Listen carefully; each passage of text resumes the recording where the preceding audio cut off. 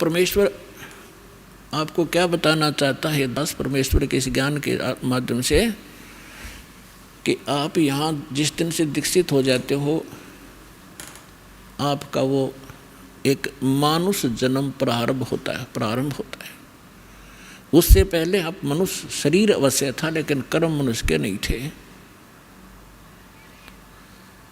सभी सद्ग्रंथ, सभी संत और खुद परमात्मा आकर बताते हैं कि परमात्मा इस मनुष्य जीवन की प्राप्ति आपको केवल परमात्मा प्राप्त करने के लिए और जरा और मरण के संकट से छुटवाने के लिए ही प्राप्त होता है। आपको ज्ञान संपूर्ण होता नहीं, और संसारिक लोगों से जो ट्रेनिंग आपको मिलती है उसमें दृढ़ हो ही जाते हो।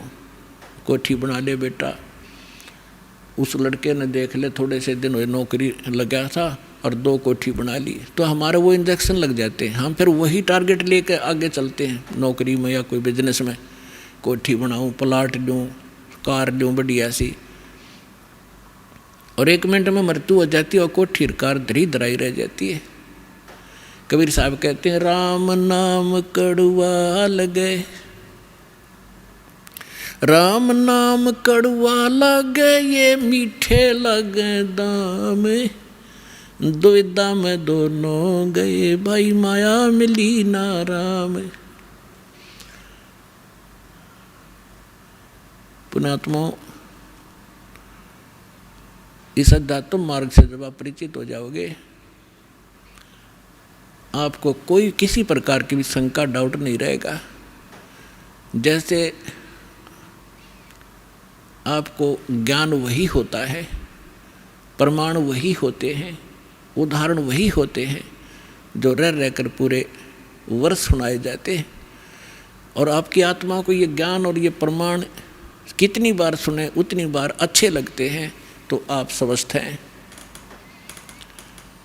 और जिसको ये महसूस होता है कि ये सत्संग तो मैंने पिछली बार भी सुना था, ये बात सुनी थी, तो ये आपकी कमज़ोरी है, आपके कोई वीकनेस आत्मा में आ चुकी है। जैसे एक स्वस्थ व्यक्ति होता है, वो सुबह खाना खाता है, रोटी वही होती है, थोड़ी बहुत दाल सब्जी में बेशक फर्क हो जाए, अंतर हो जाए, और सुबह खाना खाया और शाम को वही रोटी फिर रखी है और आपको रुचि नहीं बन पा रही है, तो आप अस्वस्थ हो गए हो। और यदि आपको वही रोटियां फिर उसी तरह रुचिकर लग रही हैं, तो आप स्वस्थ हैं। और दिन में 3-3 बार खाते हो, रुचिकार लगती हैं, तो आप स्वस्थ हैं।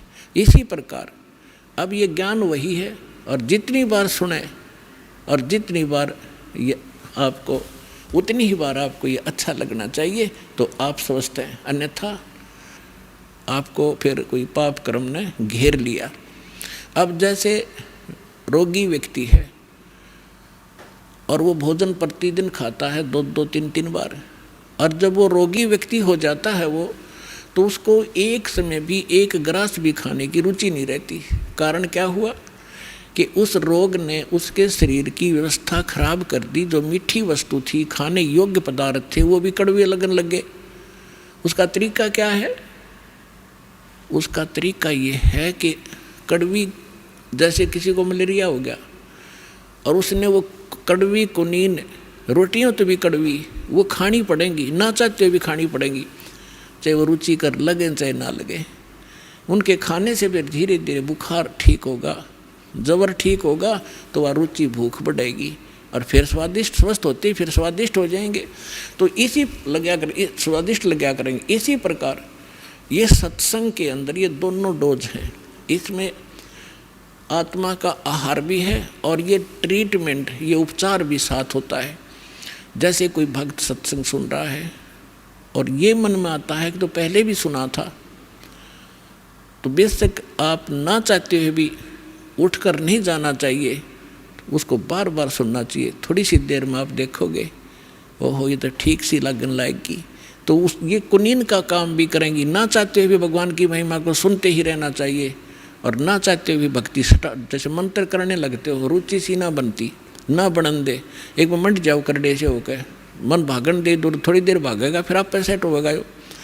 इसी प्रकार परमात्मा कहते हैं कबीर हरि के नाम को हिज बजो चाहे खज, उल्टा सुल्टा उग ही खेत पड़ा जो बीज। अब परमात्मा के नाम में लग जाओ, चाहे हज यानी अपनी रुचि से या खज के माथा सा ठनकते हुए भी शुरू कर दो। और कहते हैं जैसे खेत में बीज पड़ गया उल्टा पड़ो ते सुल्टा उगेगा। तो इस प्रकार आपने इस ज्ञान को सुनना चाहिए।